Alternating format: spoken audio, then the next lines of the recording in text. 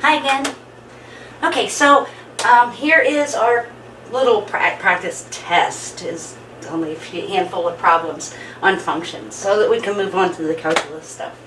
Okay, so problem number 1 is of this form because I have the binomial squared. Okay, so opposite of how it looks, exactly how it looks. That's our HK or XY value for our vertex. So -1, -3. A is positive, it's going to open up. So from the origin you plot -1, -3, put your axis of symmetry through there, and then calculate the function's value for the next two x values this direction. So when x is 0 and x is 1, which I did down here. So 0 plus 1 is just 1 squared is 1 times 2 minus 3 gives us -1, etc. Okay, so I plotted those 2 points and then the mirror image points equidistant from the axis of symmetry. And then you want to check and make sure that it's going the correct direction. Okay, problem number 2, that was this kind of a problem because I don't have that binomial squared. So determine what represents A and what represents B in your problem.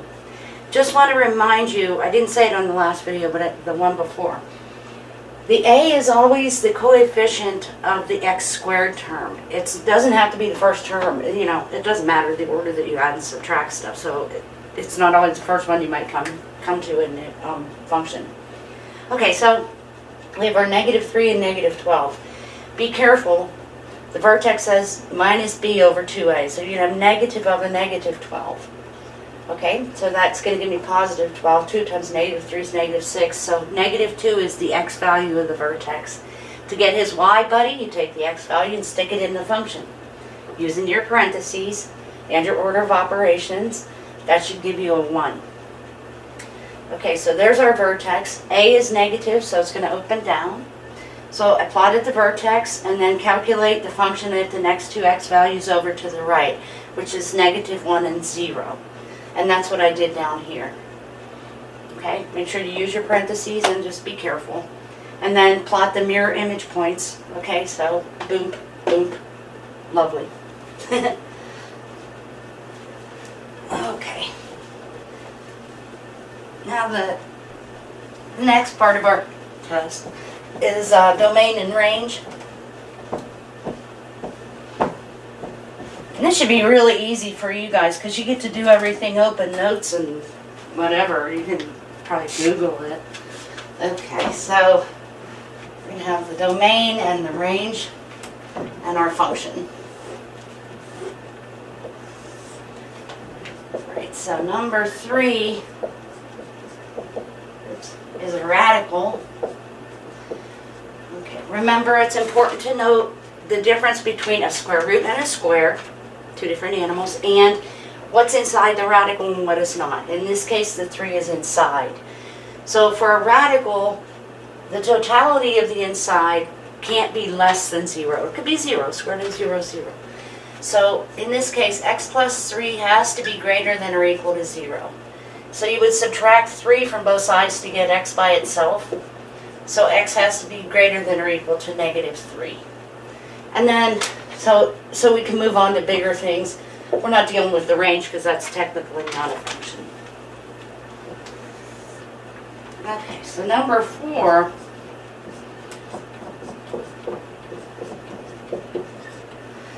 By now you should recognize that. That would be a parabola opening up because there's a leading coefficient of a positive number. Okay, so for the domain I'm worried about division by 0 and the square root of a negative. I don't have any divisions, fractions, and I don't have any square roots, so no problem. So this is just all real numbers. Okay, I don't care how you write it, all real numbers. Okay, now the range, take a look at the variable part. If I put a negative in there and square it, the result is positive because you would have parentheses. If I put a positive in and square it, the result is positive. 0 squared is 0. So the lowest thing this term here is ever going to be a 0. So the lowest thing this whole function is going to be is -8 because this value will never be negative and bring the whole function down anything less than that. So here f of x is greater than or equal to -8.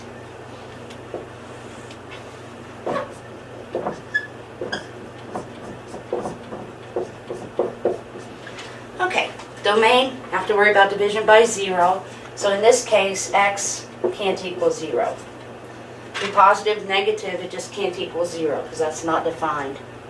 Now for the range, I could put a positive number, make the whole thing positive.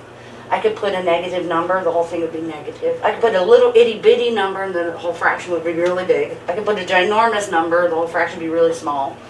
What it will never be is 0, because for a fraction to equal 0, that means the numerator has to be 0. There's nothing I can do to this x that'll change that 4 to a 0. So here f of x is not equal to 0.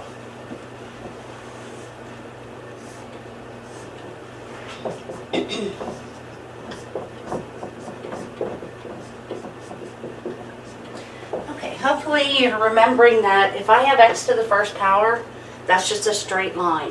If it's a straight line, it's straight up. That's what I think. Okay? So, I don't have any division, I don't have any square roots, so no problem for the domain.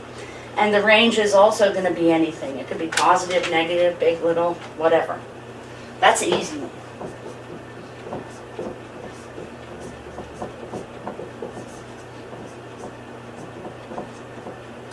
Okay. So number 7, again for the domain, I have a radical. What's inside of there could be 0, but it can't be negative. Now notice the 5 is not inside the radical, like up here where we had the 3 in there. So this 5 doesn't come into play for domain at all. So here, just x has to be greater than or equal to 0. And we're going to blow off the range. All right, so number 8.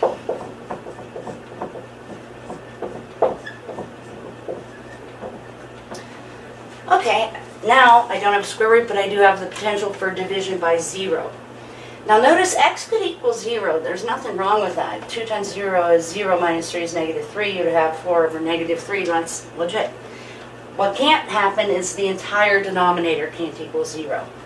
So start off with, okay, 2x minus 3 isn't allowed to equal 0. Get x by itself, so you'd add 3 to both sides.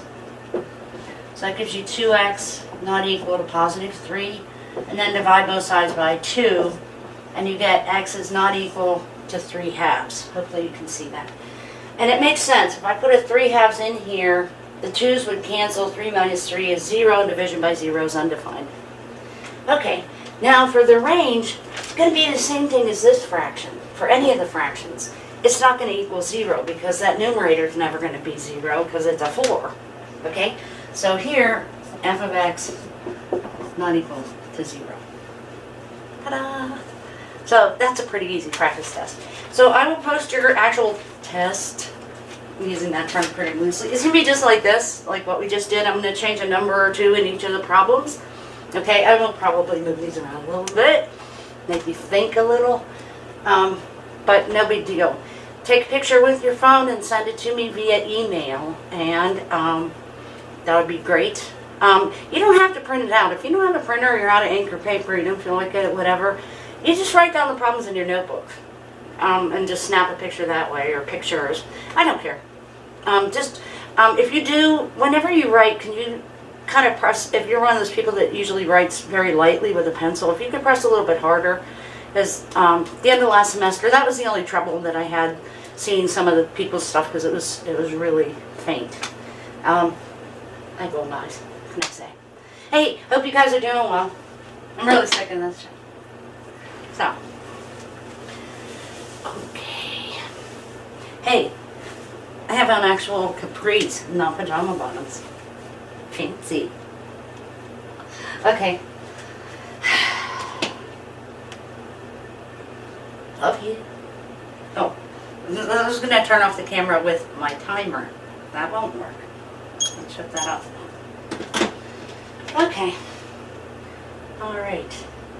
See you next one.